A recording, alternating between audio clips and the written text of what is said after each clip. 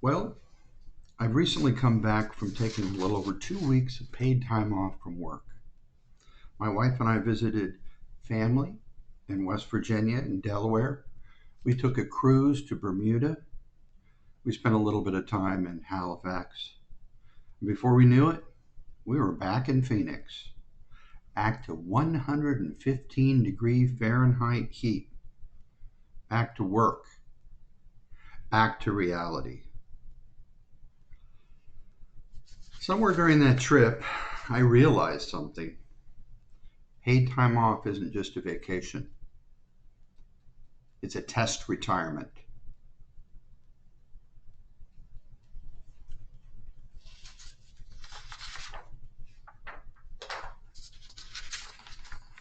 So, I want to talk a little bit about PTO, what it really is. I have to admit, I'm grateful that my company offers PTO. It's been an attraction for the job ever since I started there. It was advertised as unlimited PTO, and my employer was very generous in offering that to me and any other attorneys that go to work there. Um, the feeling of PTO is great in respect that you earn PTO, you bust your butt, you work, and then your employer rewards you with this paid time off. I understand that not everybody gets PTO. Many people don't get time off, or especially the younger folks have to work so hard just to get 8 hours or 1 week. And I understand that, so I really do appreciate it. What is time off really for? The paid time off. Most people would answer that question with travel, relaxation, an opportunity to recharge themselves. What do I think PTO is? After having this little 2 week stint, I think it does something else. I think it lets us sample retirement. So, what was my vacation? I'll just tell you briefly what I did. Uh, my wife plans everything. She is such a hard worker, even though she's retired. We flew into Kentucky. Oddly, my wife thought we were flying into Cincinnati, Ohio. We were actually flying into Florence, Kentucky. And we spent one night there. Beautiful place. It really is. And the people are wonderful. But the next day, we caught a little bus back to the airport. We got ourselves a rental car and we drove. We took a little drive from Florence, Kentucky, all the way down to uh, West Virginia, a little bit outside of Charleston. We visited with my wife's brother and his wonderful little family. And then we got ourselves a hotel in South Charleston, uh, West Virginia. And this gave us an opportunity to work on another one of our bucket items. Our bucket items are to visit every state capital in the United States. And so we spent a couple of days in South Charleston. We took some time out to go to the capital of Charleston, go to the Capitol building, get a wonderful tour there from a tour guide, and just sampled a little bit of West Virginia. That was nice. And then we have relatives who have a home in Georgetown, Delaware. We took a little drive there and we went with those relatives, wonderful people, my brother in law and sister in law, and we drove to Philadelphia. I should say my brother in law drove to Philadelphia. It was his vehicle. Wonderful, wonderful thing. Um, so, uh, we get to Philadelphia, and this is our first time taking a cruise out of Philadelphia. Philadelphia has a cruise port there. They're working on expanding things. So we took an opportunity to travel from there. We got on the NCL, or Norwegian Jewel, and that was a 7 day cruise. Wonderful. We went to Bermuda, had a nice tour there in Bermuda. We went to Halifax and walked on the boardwalk there. Just wonderful. We came back and spent one more day in Philadelphia. And Philadelphia, of course, is a wonderful city, a lot to see there. We need to go back. We just didn't get to see enough. And after that, it was back to the airplane and back to Arizona. Next thing you knew it, we were back here enjoying the 115-degree heat. I do want to tell you one little interesting story, at least I find it interesting, that occurred during our drive from Kentucky to West Virginia.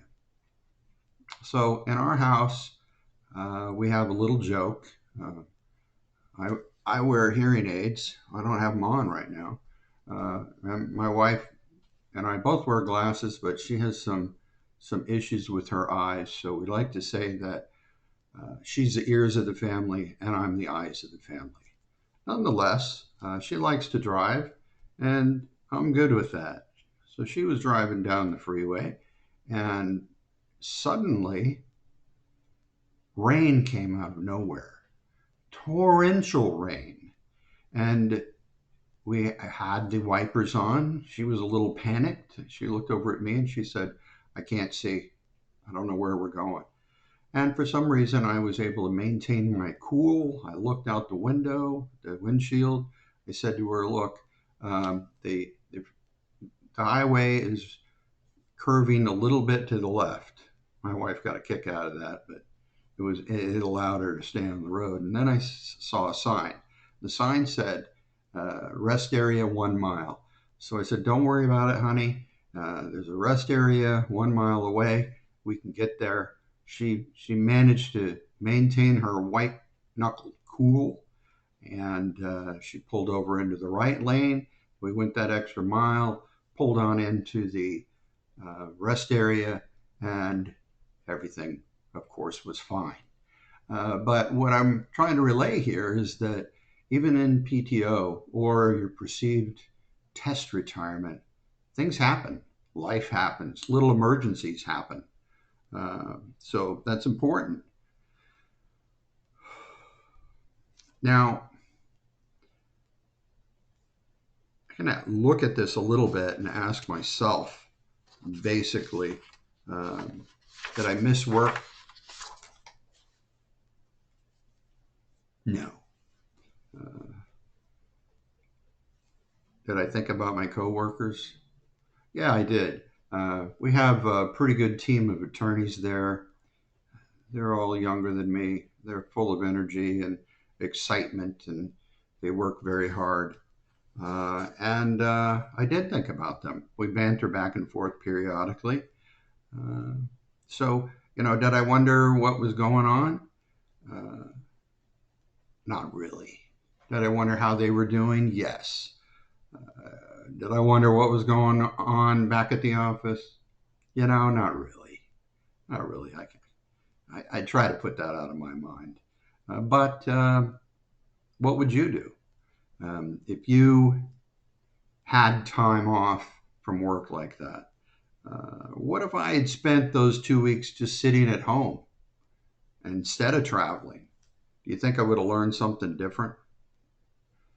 Well, vacation and retirement are not the same thing. You know that. Vacations are exciting because they're temporary. Retirement's got Tuesdays, laundry, groceries. It's got quiet afternoons. It's really quite a different experience than a vacation. So the next question then is, with my luck, with what I have called unlimited PTO, um, is it really unlimited? My my my employer offers unlimited PTO, and it is very generous, and I'm very happy about it. But you know what? It's not really unlimited. If it was genuinely unlimited, nobody would work. Somebody still has to approve my time off. And if it's over 3 days now, I have to provide some sort of an explanation. This is different. Previously, with my old supervisor, we didn't have to give a big explanation.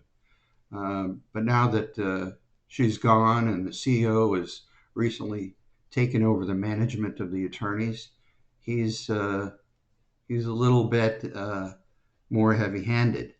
So he wants to know 3 days or more. What is it? So is that unlimited PTO? When you have to ask, or maybe even the perception is beg.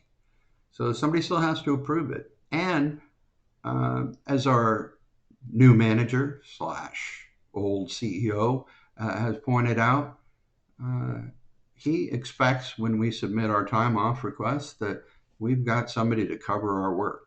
So there's certain types of things that we do that have to be done, on-call services, interactions with clients, that sort of thing, that he wants to make sure are covered while we're gone. And that, of course, is totally reasonable.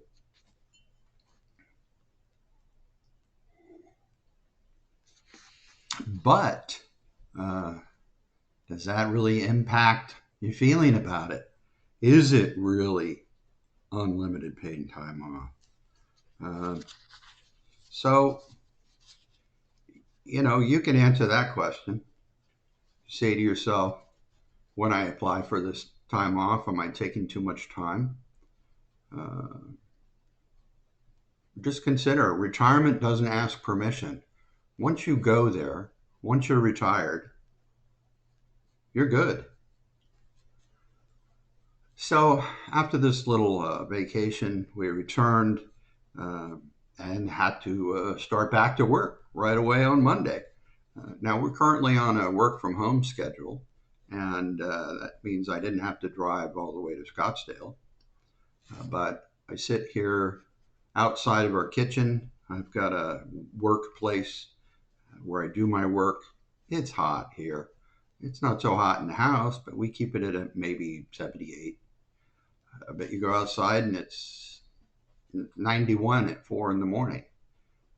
Maybe 100, 110 as the day goes on. So you really don't want to go outside. And thankfully, we have this opportunity to work from home for these couple of months. So the heat can be unbearable in the world for any period of time. We also got this new weird thing while I was gone. They instituted this thing called Clockify. So where, although I'm on salary, I'm an attorney and quote unquote big shot, whatever, it ain't like that. They want to track every minute of my day with Clockify. So I'm still learning that system. And of course, my CEO became our supervisor. This is something that I talked about, I think, in previous episodes where I and another attorney were interviewed for the supervisor position. And something went awry. Even though he's the CEO, he discovered that he had to get permission from some sister company to give a pay increase to supervisors. And that company, neither one of them is doing that great. So um, he didn't pick anybody. He assumed the role themselves. So now we have that. They started these new one-on-one things where we get to talk to the CEO once a week for up to a half hour. So stuff happened while I was gone. All these transitions were happening, and I come back and I'm in it. I'm in it to win it, if you will. Um, so paid time off is wonderful, but the whole time you're away, you got to come back. Retirement is different. So maybe the value of paid time off isn't just that it lets us rest. Maybe it lets us rehearse. Maybe every vacation teaches us something about retirement that we're hoping to have someday. So let me ask you this. If somebody gave you 1 month away from work, not to travel, not to remodel your home, not to cross things off of your honey-do list, but simply to live your ordinary life. What do you think you would learn about yourself? Would you miss work? Would you learn or discover new interests? You think you'd find yourself being more or less restless?